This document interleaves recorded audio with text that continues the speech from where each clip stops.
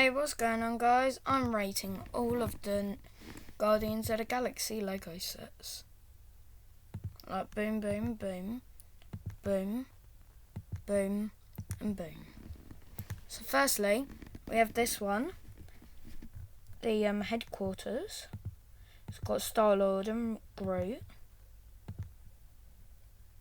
That chess piece gets used a lot. Then we next have this. Was, as you can see right here, 4 of the Guardians wearing that same chess piece. Pretty good set though.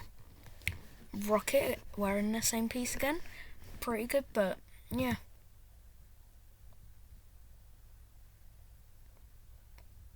Okay set, but I wouldn't buy it.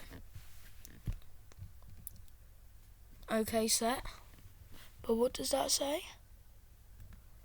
Oh my bloody god. Height, I am Groot. Weight, I am Groot. Species, I am Groot. Abilities, I am Groot. Home mode, I am Groot. Age, I am Groot. And this is a set I have.